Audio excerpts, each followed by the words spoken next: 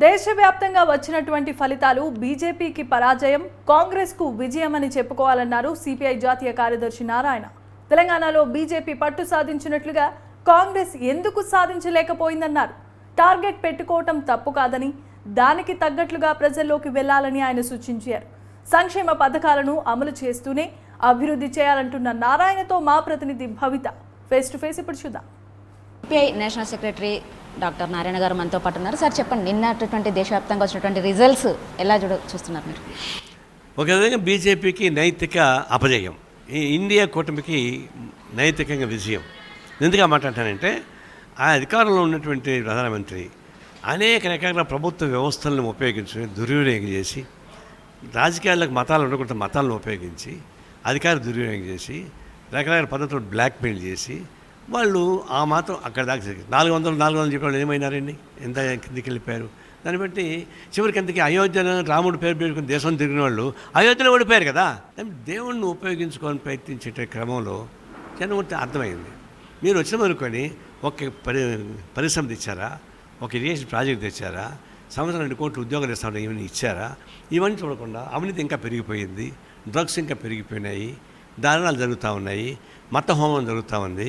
ఇవన్నీ చూసిన తర్వాత జనం దేవుడిని ఎంత భక్తిగా ఉన్న ప్రతి ఇంట్లో దేవుడి పటం ఉంటుంది, అంత మాత్రాన మూఢనమ్మకాలు ఎవరికి ఉండవు. ఆ విషయంలో 100% ప్రభుత్వ యంత్రాంగం దుర్వినియోగం చేసి మత దురహంకారంగా ప్రయత్నించి రాజ్యాంగానికి వ్యతిరేకంగా కూడా మాట్లాడినట్టు మోడీకి తగిన గుణపాఠం ఈ ఎన్నికలో వచ్చింది. కేవలం త్రాగుదప్పి కన్నుంటబోయినట్టుగా ఇప్పుడు నితీష్ కుమారు, చంద్రబాబు నాయుడు లేకుండా పోతే బీజేపీ గవర్నమెంట్ ఫామ్ చేయదు. మళ్ళా మోడీ పోయి ఎక్కడో హిమాలయాల పర్వతాలపై ధ్యానం చేసుకోవాల్సి వచ్చి ఉండేది. ముఖ్యంగా తెలుగు రాష్ట్రాలకు సంబంధించినటువంటి రిజల్ట్స్ చూసినట్లయితే, ఇక్కడ తెలంగాణలో గత అసెంబ్లీ ఎన్నికల్లో పాలించినటువంటి కేసీఆర్ కావచ్చు, అటు జగన్ కావచ్చు, ఇద్దరు కూడా మేము సంక్షేమ పథకాలు గతంలో ఎన్నడూ లేని విధంగా, ప్రజాస్వామ్య దేశంలో ఎన్నడూ లేని విధంగా ప్రజలకు చేకూరే సంక్షేమ పథకాలు అందజేశామని చెప్పేసి ప్రజలకు పదే చెప్తూ ఇద్దరు ఓటమి పాలయ్యారు, ఘోర పరాజయం పాలయ్యారు. దీన్ని ఎలా చూడాలి? ఇప్పుడు దేశంలో రైతు బంధు ఎవరు పెట్టలే, ఫస్ట్ టైము కేసీఆర్ పెట్టాడు. మరి ఎందుకు ఓడిపోయాడు?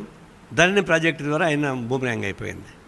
దేశంలో ఎవరు పెట్టని సంక్షేమ పథకాలు జగన్మోహన్ రెడ్డి పెట్టాడు.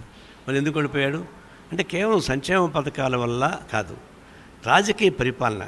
మన రాజకీయాల్లో ఉన్నాం, రాజకీయ పరిపాలన ఏంటి, ప్రజాస్వామ్యం అంటే ఏంటి, దాని ప్రజలకు హక్కు ఏంటి, ప్రజల స్వేచ్ఛ ఏంటి, ఉద్యమానికి గౌరవం ఏంటి, అన్ని రాజకీయ కలుపుకునేటువంటి గుణం ఎక్కడ ఉంది? ఇవన్నీ విశాల ప్రాతిపదికన మీ అప్రోచ్ ఉంటుంది తప్ప, కేవలం నేను మేత వేసానంటే మనం గడ్డి కూడా వేస్తామండి, బర్రెలకి కట్టేసి బర్రెలకి గడ్డి వేసి సరిపోయిందా? దాన్ని తిరగాలి కదా, అది పోయి బయట తిరగడం నీకు పాలివ్వదు కదా. అందువల్ల నేను గడ్డి వేస్తాను కాబట్టి నాకు పాలిస్తుంది, నేను సంక్షేమ పథకాలు ఇస్తాను కాబట్టి నాకు ఓట్లు వేస్తానని అనుకుంటే అది మూర్ఖత్వని.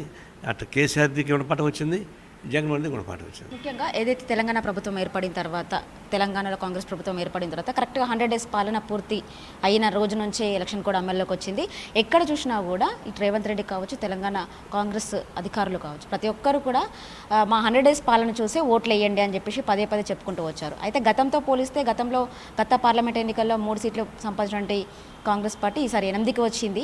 అంటే ప్రతిసారి వీళ్ళు మా టార్గెట్ 14 సీట్లు అని చెప్పుకుంటూ వచ్చారు. అటు 14 రాలేదని చెప్పేసి అనుకోవాలా, లేదంటే వాళ్ళ పాలన బాగుందని చెప్పేసి 3 నుంచి 8కి వెళ్ళిరని చెప్పుకోవాలి? ఇప్పుడు టార్గెట్ పెట్టుకోవడం సహజం ఎవరికైనా. జగన్మోహన్ రెడ్డి టార్గెట్ పెట్టుకున్నాడు, వై నాట్ 175 అని. ప్రైమ్ మినిస్టర్ మోడీ అన్నాడు, వై నాట్ 400 అని. వీడు కూడా 40 అని వీడు లెక్క పెట్టుకున్నారు. అది తప్పేం కాదు. అయితే దాన్ని రీచ్ కావడానికి మీరు చేసిన ప్రయత్నం ఏంటి? బీజేపీ ప్రమాదాన్ని ఎదుర్కోవడంలో మీరు ఏం ప్రయత్నం చేశారు? ఈ అన్ని లైక్ మైండెడ్ ప్రజా పార్టీలని కలుపుకొని ఒక ఐక్యతంగా తీసుకొని ఒక కాన్ఫరెన్స్ క్రియేట్ చేసి ఒక ఉద్యోగం తీసుకొని ఉంటే అధికారంలో వచ్చినటువంటి 5 నెలల్లోనే ఇంకా పెరగాలి కదా. మీరు అంత గతంలో కానీ డబుల్ అంటున్నారు, ఇంకా ఎక్కువ పెరగాలి కదా. గవర్నమెంట్ వచ్చిన తర్వాత పెరగలేదు కదా. కాబట్టి ఆత్మపరిశీలన చేసుకోమని చెప్తా ఉన్నాం. ఒకటే గుర్తుపెట్టుకోండి, డిఎంకే ఏ విధంగా అయితే ఐక్య సాగంట ధర్మాన్ని పాటించిందో అలాగా కాంగ్రెస్ పార్టీ రాష్ట్రంలోనూ కేంద్రంలో పాటిస్తే విజయం సాధించబడి ఉండేది. ఆ విధంగా పాటించదు కాబట్టి కేంద్రంలో కూడా దగ్గరకు వచ్చి ఆగిపోయింది. అంటే ఇంకా ఏపీకి చూసినట్లయితే గతంలో చంద్రబాబుకి 23 సీట్లు వచ్చిందని చాలా కామెంట్స్ చేశాడు జగన్మోహన్ రెడ్డి. ఈసారి అది 11కి పడిపోయింది. దాన్ని ఎట్లా చూడాలి? అవును, ఆయన ఇందా చెప్పే కదా, దేశంలో ఆయన ఇచ్చిన సంక్షేమ పథకాలు ఎవరు ఇవ్వలే. కానీ సంక్షేమ పథకాలు ఇచ్చారు కానీ రాష్ట్రాన్ని అభివృద్ధి చేశాడా? ఏ ఊరికి పైన రోడ్లు లేవు, చాలా గతుకుల రోడ్లు. ఒక పరిశ్రమ వచ్చిందా? ఉన్న పరిశ్రమ అమ్మేస్తున్నాడు. అంతే రాజధాని లేదు. రాజధాని లేని రాష్ట్ర ముఖ్యమంత్రి ఎవరైనా ఉంటే జగన్మోహన్ రెడ్డి ఇంకొకటి కాదు, దేశం మొత్తం మీదుగా. ఇంత లాఫింగ్ స్టాక్ ఆయన పరిపాలించి ప్రజలు నిర్లక్ష్యం చేసి నియంతృత్వ పోకడలో ఎక్కడగానా అన్యాయం చెప్తే వాడిని కేసులు పెట్టడం, మరి నువ్వు అవినీతి చేస్తుంటే వాడిని కేసులు పెట్టడం, నోరు ముగించడం పోలీసుల ద్వారా. ఈ విధంగా పోలీసు రాజ్యాన్ని నడిపించాడు, గూండాల రాజ్యాన్ని నడిపించాడు, మాఫియా గ్యాంగులతో నడిపించాడు తప్ప రాజకీయ పార్టీ పాలన సాగేస్తుంది. కాబట్టి ఆ విధంగా ఓడిపోయాడు. అంటే మొన్న ఎలక్షన్స్కి ముందు మీరు పవన్ కళ్యాణ్ కొన్ని అంటే కరెక్ట్గా నిర్ణయం తీసుకోవట్లేదు సీట్ల విషయంలో అన్నట్టు కూడా కొన్ని మాట్లాడిన మాటలు ఉన్నాయి. ఇప్పుడు 21 మీరు గతంలో పవన్ కళ్యాణ్ కరెక్ట్గా నిర్ణయం తీసుకోవట్లేదు అనిపిస్తుంది, ఒకసారి పునరాలోచన చేసుకోవాలి అన్నట్టుగా అన్నారు. అయితే ఇప్పుడు 21 అంటే ఏదైతే 21 సీట్లను పోటీ చేసి 21 సీట్లు గెలిచారు పవన్ కళ్యాణ్, దాన్ని ఎట్లా చూస్తారు మీరు? మేము ఎప్పుడన్నా ఆయన్ని ఇప్పుడు అనలేదు. ఒకప్పుడు సరిగా నిలకడ లేకుండా మాతో ఉద్యోగులు ఉన్నప్పుడు సరిగ్గా చేయలేకుండా పోయాడు, అప్పుడన్నా అన్నమాట. ఆ తర్వాత టీడీపీతో డైరెక్ట్గా అడ్జస్ట్మెంట్స్ పెట్టుకున్నాక, అటు బీజేపీతో అండర్స్టాండింగ్ పెట్టుకున్నాక అప్పటి నుంచి ఆయన నిలకడగా ఉన్నాడు. ఒకవేళ చెప్పాలంటే టీడీపీ కన్నా ముందే, చంద్రబాబు కన్నా ముందే ఈ వైసీపీని భూస్థాపితం చేసేంత నేను నిద్రపోను, ఓట్లు చేయాలనేమన్నా అని చెప్పింది పవన్ కళ్యాణే, జగన్ చంద్రబాబు చెప్పలేదు. ఆ విషయంలో ఆయన మంచి పాత్ర వహించాడు కాబట్టి 100% విజయం వచ్చింది. ఇప్పుడు ముఖ్యంగా చూసినట్లయితే దేశంలో ఇటు ఇండియా కూటమి, అటు ఎన్డీఏ కూటమి, ఈ రెండిట్లలో ఎన్డీఏ కూటమి అంటే మోడీ మరోసారి అంటే హ్యాట్రిక్ కొట్టబోతున్నారు, ప్రధాని కాబోతున్నారు. అయితే వాళ్ళకు అనుకున్న సీట్లు రాకపోయినప్పటికీ ఇప్పుడు ఇండియా కూటమికి మీరేమైనా వాళ్ళను ఇటు తిప్పే ప్రయత్నం ఏమైనా చేయగలుగుతున్నారు? మనం తిప్పితే వాళ్ళు తిరిగేది కాదు. అయితే ఒకటే మేము చెప్పగలిగింది, మోడీ ఇలాంటి ఒక ప్రమాదకర శక్తితో సావాసం చేయడం మంచిది కాదని చెప్పేసి అనేక గుణపాఠాలు ఉన్నాయి. చంద్రబాబు నాయుడికే గుణపాఠం ఉంది. 10 ఏళ్లుగా విభజన చట్టాన్ని అమలు చేయకుండా ఆంధ్రప్రదేశ్ ఇబ్బంది పెట్టిన ఘటన చూసాం మనం. రాజధాని లేకుండా చేసిన రాష్ట్రం చేశాడు, ఇరిగేషన్ ప్రాజెక్ట్ లేకుండా చేశాడు, పోలవరం లేకుండా చేశాడు, ప్రత్యేక హోదా లేకుండా చేశాడు. ఈ పద్ధతుల్లో కేంద్రంలో మోడీ అనుసరించిన విధానాలు ఇప్పుడు మళ్ళీ అదే మోడీని ప్రైమ్ మినిస్టర్ చేసి మేము ఉంటామని చెప్పేసి ఢిల్లీకి పోతున్నారు. అది దాన్ని బట్టి ఇప్పుడు కనీసం ఒక మాట చెప్పండి, మీరు ఈ విభజన చట్టాలను అమలు చేస్తారా లేదా?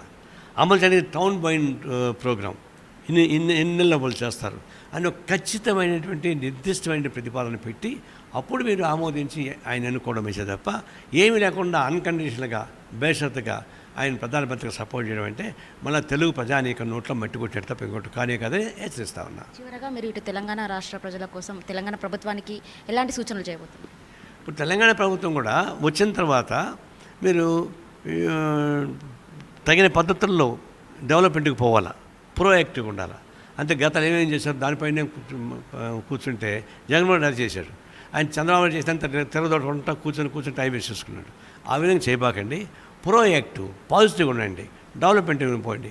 డెవలప్మెంట్కి చేసుకుంటూ పోతూ క్రమంలో గతంలో ఏమైనా తప్పు జరుగుతుంటే అది ఎక్స్పోజ్ చేసుకుంటూ పోండి తప్ప దాని చుట్టూ తిరగబాకండి సలహా ఇస్తున్నాను. ఇది గతంలో చేసినటువంటి తప్పులనే మళ్ళీ చేస్తూ ప్రజలకు అన్యాయం చేయకుండా ఉన్నటువంటి అంటే సంక్షేమ పథకాలను అమలు చేస్తూ అభివృద్ధి పదంలో కొనసాగాలని చెప్పేసి డాక్టర్ నారాయణ చెప్తున్న పరిస్థితి కనబడుతుంది. కెమెరా పర్సన్ జహంగీర్తో భవిత, న్యూస్ 360 హైదరాబాద్.